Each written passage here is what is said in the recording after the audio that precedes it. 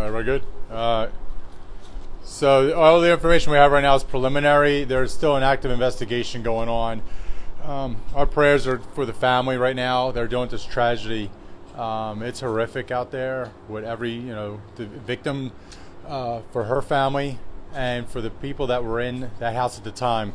So right now, approximately 12:45 a.m., a call came into the Pasco Sheriff's Office for residents off of Manistee Court in Port Richey.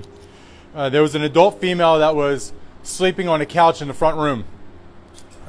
She is awakened by somebody knocking at the door. As she's getting up because she hears this door, the door then is kicked in by a suspect.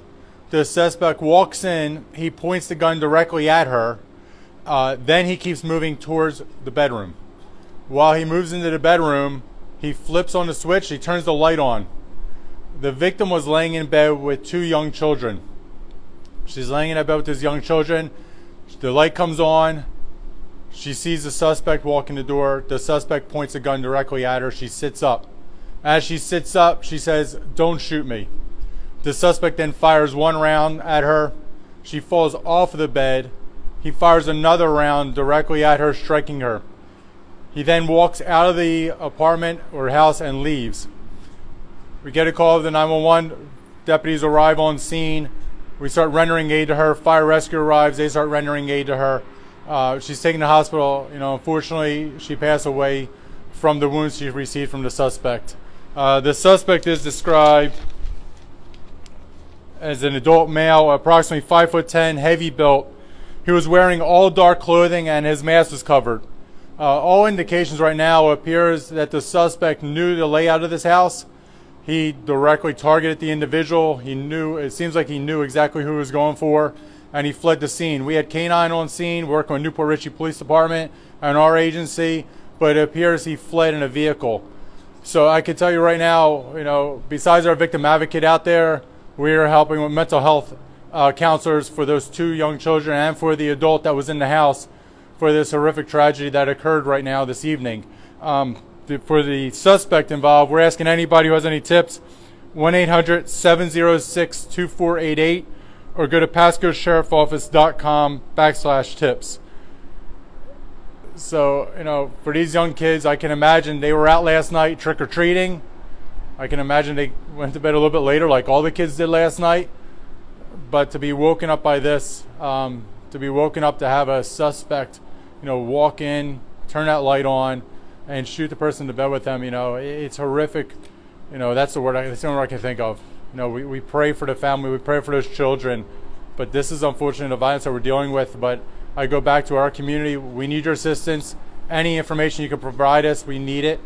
But for the public to know, it looks like the suspect knew exactly what he was doing. He knew exactly where he was going. I knew exactly who the targeted person was. So with that being said, is there anything I can answer this time or try to answer? Any indication what the relationship is between the victim and the suspect? And then what are the ages of the kids of the victim? Everybody involved in that incident is considered a victim. So as young ages, I can tell you they're under 12 years old. The two kids were under 12 years old. As to the relationship, apparently everybody can probably believe, think, well, was this domestic related? That's part of the investigation. I don't want to, basically say this is exactly what we believe it is because we're still casting a wide net. We don't know who that suspect is, but we are questioning anybody who may have been in a relationship with her, anybody who had any ties to her, to try to narrow that down, or was it somebody that, was sent in there?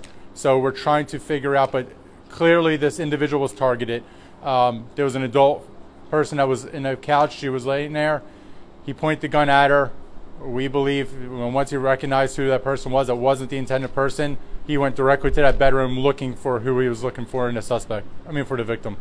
Do you know if the suspect said anything during this entire incident? No, all we have is right now is that the victim, when she got out of bed, when the light came on, she sits up. As she's sitting up, she sees the suspect. The suspect's pointing a gun at her. She says, "Don't shoot me."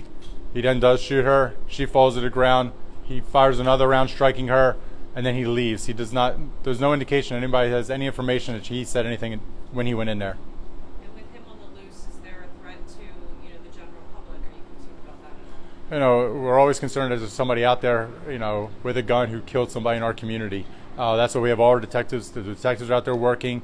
We have deputies out there on patrol. Everybody is out there doing everything we can. Right now, it's a latent investigation where we're trying to get any information, any cameras, anything that could give us any information. We're trying to reach that. But at the same time, it clearly looks to us that this is a targeted hit.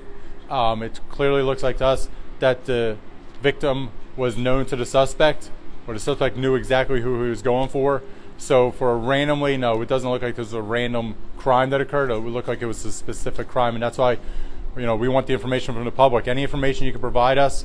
If anybody has any cameras in the area, I know deputies have probably been knocking on your doors already, but if there's anybody has anything, if somebody's coming into a house right now, they're wearing dark clothing, they look suspicious, 5'10", heavy built, please let us know, because maybe, that person is the person that was involved in this, but we need any information we can to bring justice for this family. Any kind of description of the vehicle they fled in? No, nothing at this time. All right. The age of the woman who was killed, do you guys have an idea or a range? We're not releasing it at this time, no. Appreciate it. Thank you all very much.